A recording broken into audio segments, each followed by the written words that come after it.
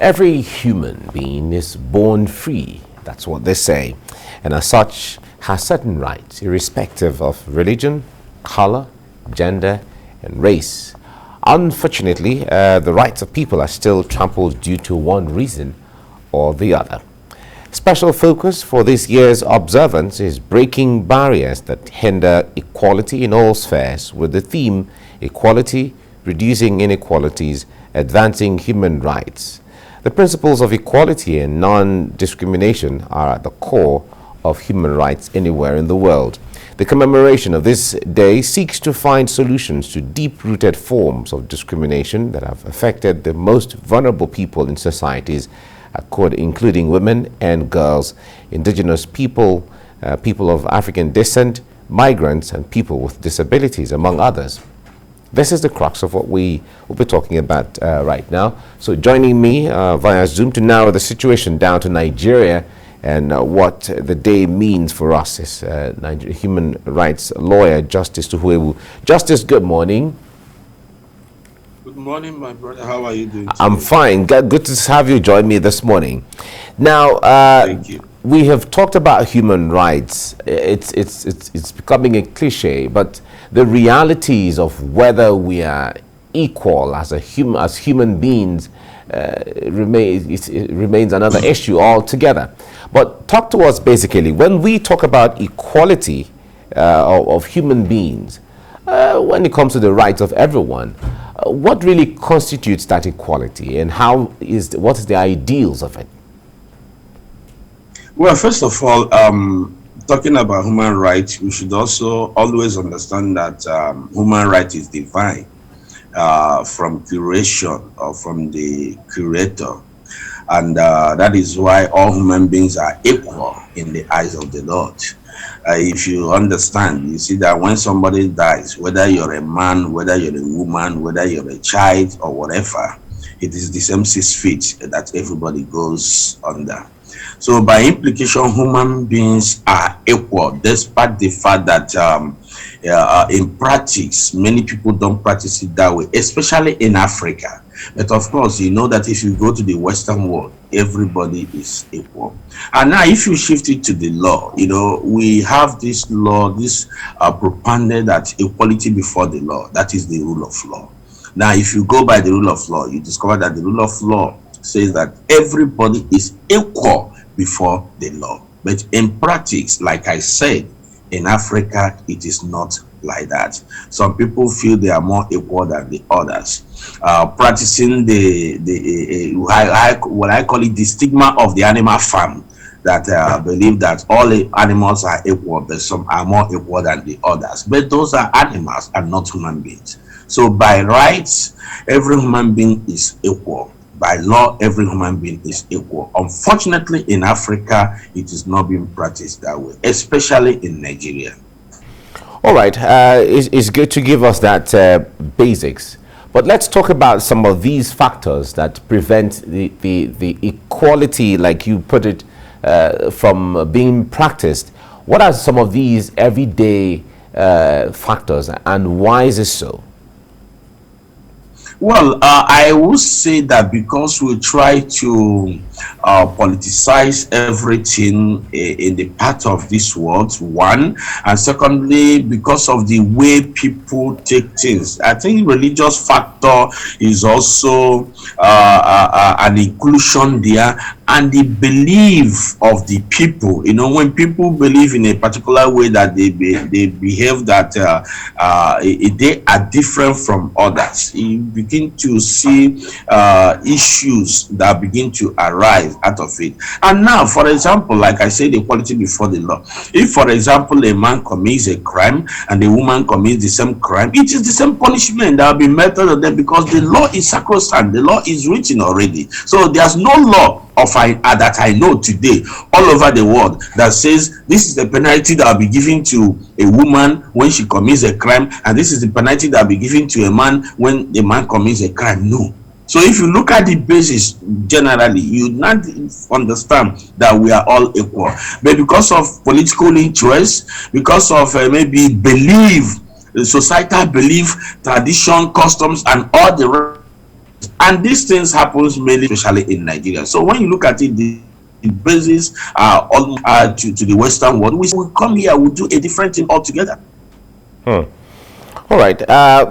You mentioned the issue of belief, and let me hook in the issue of religion here. If you put in the factor of religion, in fact, it draws closer how equal we are, or we all are, in the eyes of the Creator, because you mentioned the Creator earlier on.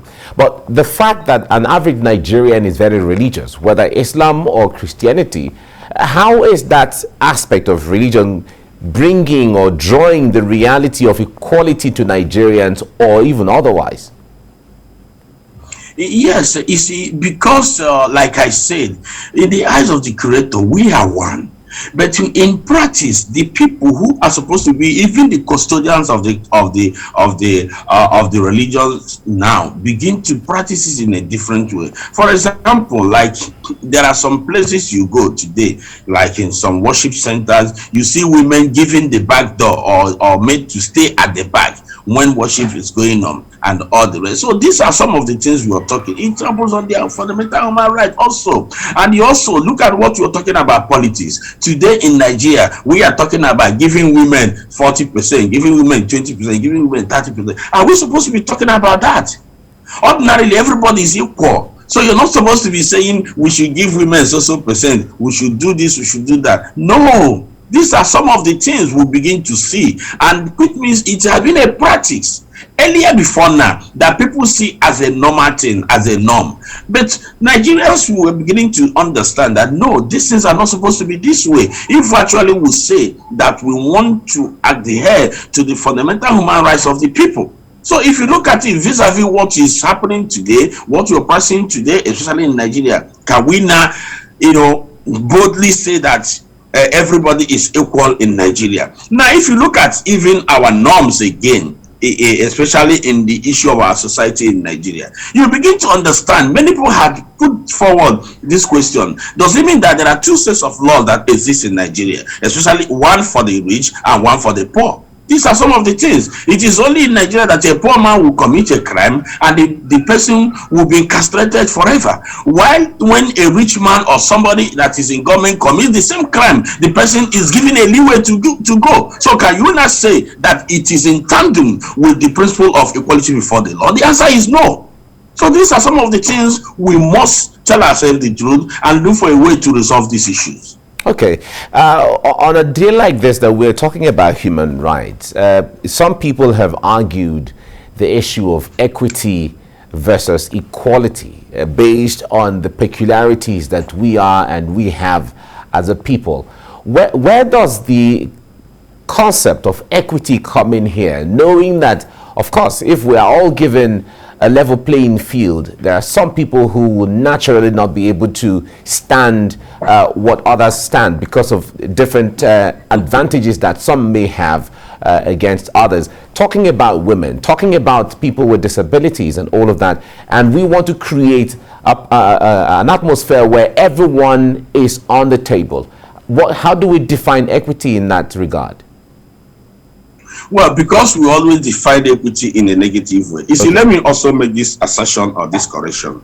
There is nothing to show that a disabled person cannot do anything or cannot even do better than the people we call able people. No, there is nothing to show that a woman cannot do better than what men are doing. No, there is nothing to show that somebody from a particular place or particular region or particular ethnic groups or tribe or religion cannot do something rationally like every other person. No, and it is because of this insinuation and this ideology in our head, especially in Nigeria, that we're getting some of these things. You see that when things happen, people already begin to put a dichotomy between themselves and the other people. For example, let me give you an example. This is the issue of the Caste system law, the Osu system that is being practiced in the western region of Nigeria. If not that the law came up to even abolish the Osu system, Osu Caste system law, that practice is also being practiced till today. But some people don't know. and some know, and they still don't want to, say it out and all this. So as far as I'm concerned, when you talk about equality, everybody is equal in the eyes of the law. Everybody is equal in the eyes of God. Everybody is equal in the society. So that is why we say what is good for the goose is also good for the gander. So the issue of this person is a woman, this person is disabled, this person is this and this, it should not arise into two. And let me also tell you one thing. Any country that practice that kind of segregation would not move forward. And that is one of the major problems we have in Nigeria. If you remember, was it not just recently, I think about 3 years ago, that the bill or the law of not too young to run was passed into law. Since that time, what has happened?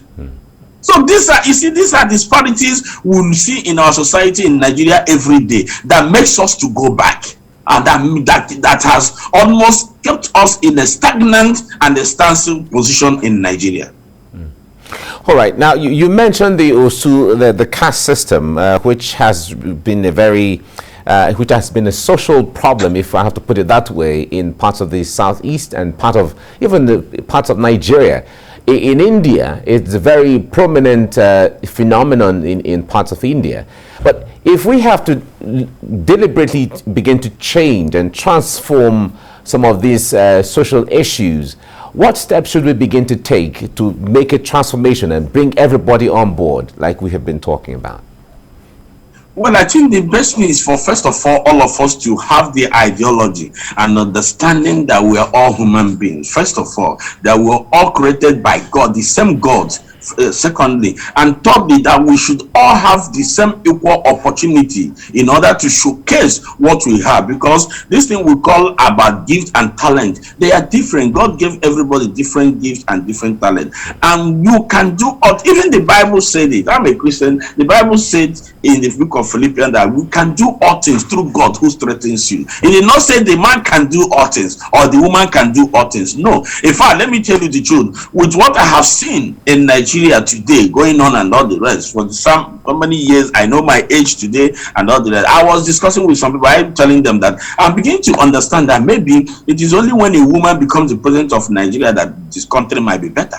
And if you look at it, you begin to agree with me, because what is happening in Nigeria is quite different. And the same men or the same people you're segregating about, the same people you're saying this is a woman, you yourself that is the man have not been able to do anything for the past how many years. So when you look at it, equality here, compasses that we must change our orientation. One, equality compasses that we must change the way we do things. We must change our thinking, and again our religious beliefs and societal beliefs will not change it. Let me tell you, coming to customs and tradition, there is what we call the